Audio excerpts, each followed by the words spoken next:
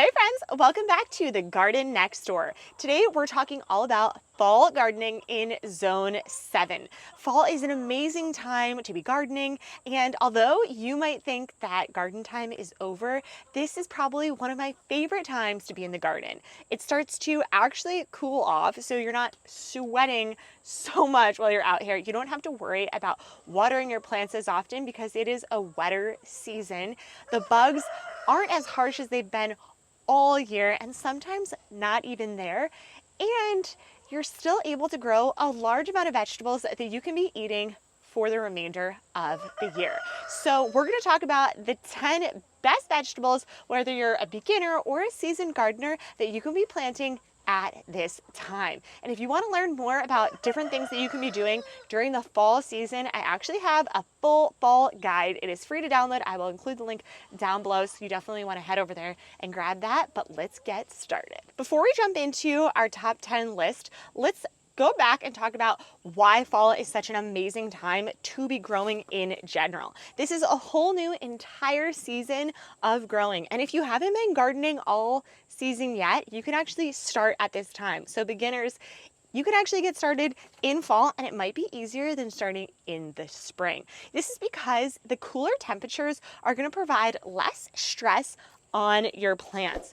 They're also going to be a lot wetter during this season, so you might not actually have to be watering your plants as often during this time because Mother Nature might be doing the work for you.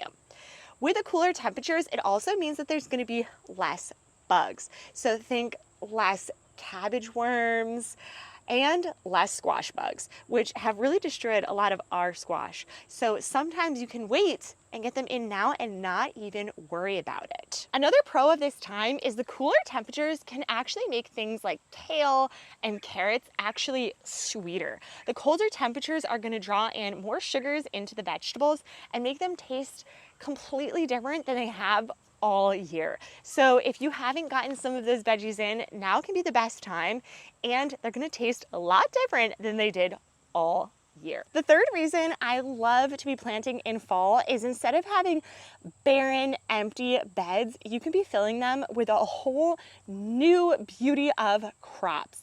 So not only are you going to be going into those winter, cold, dreary months, but you can find new life and vibrancy when you walk into your garden and you see some of your vegetables growing.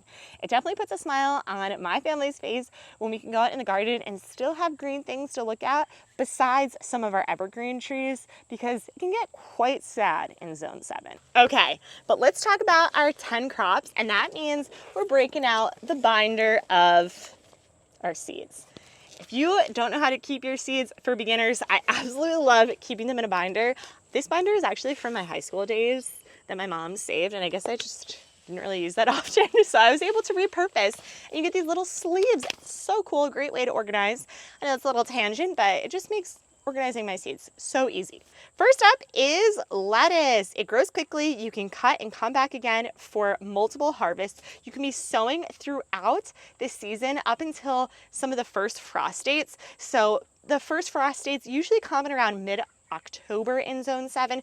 So if you count back from your frost date, so you just get out a calendar and you count usually 4 to 6 weeks before the first frost date is when you can be getting in a lot of the items that we're talking about today. So you have a lot of time if you're watching this video right now or next year right before this season as well. The next one here, spinach, is a fall superstar for Zone 7. You can be getting this into your garden from September all the way to mid-October, and if you have any coverings on your garden bed to keep it warmer, it can grow sometime even later, and you'll oftentimes see a resprout in the spring.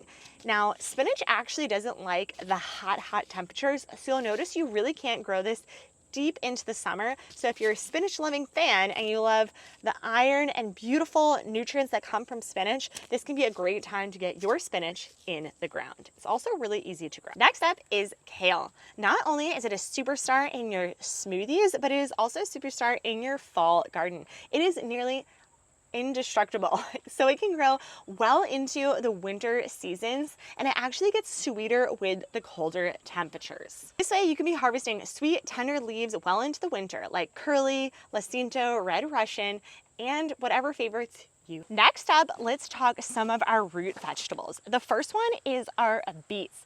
Now, they are actually going to be ready to harvest in around 30 days. So if you get them into the ground in September, by October, you're going to have delicious beets that you can be pulling, and kids love to be pulling root vegetables like beets, so they're a really fun one to get in your garden. Another amazing root vegetable is well, I was not expecting it to be this big, I'll tell you that. Carrots. Carrots do take a lot longer than beets, but they are definitely worth the wait, and they get a lot sweeter in the colder temperatures. So what you can be doing is getting your carrots in the ground, and if you put a light mulch on top of them, they will actually continue to grow into the colder winter months, and you can just pick them as you please and use them in your beautiful recipes, as well as save them in a root cellar if you have one. The next one here, in my opinion, is a must in Zone 7. And this one is going to be a bit of a wait, and it is garlic. You want to be getting it in the ground in October before your first frost date actually lands. But you are going to notice that you are going to have a beautiful crop come next year. So you are going to have to wait, but it is well worth the wait to have fresh garlic from the garden. And it's going to be one of the first crops that you can pick next spring because it's been waiting all winter for you. If you want to have continuous gardening, then Swiss chard is going to be a great example. It is the cousin of spinach, but more colorful, and it's not going to bolt as quickly. So you're able to do more planting of it and get a continual harvesting of it as you plant. Number 9 is broccoli. Now, if you can actually find a broccoli transplant, or if you're able to seed yours already, then you can get them in the ground in fall. They love the cooler temperatures, and you'll find that you can still get a pretty good harvest by planting it now, and it might even have some side shoots for additional harvests. Our last one here is peas. You can still get another harvest of peas for the year if you plant them in September. So you can get a nice flush of snow or sugar snap peas right in time for the fall planting season. Fall is an amazing time to be getting your plants in the ground and create a whole additional season of growing, but there's some things that you want to think about. First is timing. You want to make sure to get them in around 6 to 8 weeks before your first frost date. And the first frost date here in Zone 7 is around mid-October. So getting them in September is going to be key. Also, if you're able to provide any coverage for them, you're gonna have a much longer growing season. Think hoop house, a sheltered area, a greenhouse. You can even use PVC pipes and drape on plastic coverings to just create a warmer environment for your plants. Now, your beds have been working really hard all summer, so you do want to make sure that you are amending the soil so you're providing some extra nutrient for your crops, especially if you have things like tomato plants or corn that are really stripping a lot of nutrients out of the soil. You also want to make sure that you're doing a light mulching on top of it.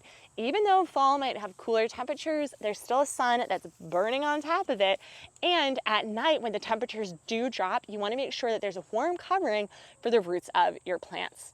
And it's really key that you do staggered planting. So you're planting every week. You can be adding new things to your garden up until that first frost dates. And that way you're going to be harvesting a lot more vegetables throughout the year. There you have it. Those are 10 easy vegetables that you could be growing in your garden this fall. Whether you're a beginner or a seasoned gardener, you can be growing all 10 of these vegetables and adding a whole additional season to your garden. Now you can see behind me that we're doing a lot of work in our garden, so definitely stay tuned. We're doing a whole redesign and I'd love to take you along for the journey. And we also released a new fall guide on the website, so check out the link below to get yours. It is a free download. Can't wait to see you again next week and follow along in our journey if you aren't already a subscriber. Have a good one. Bye.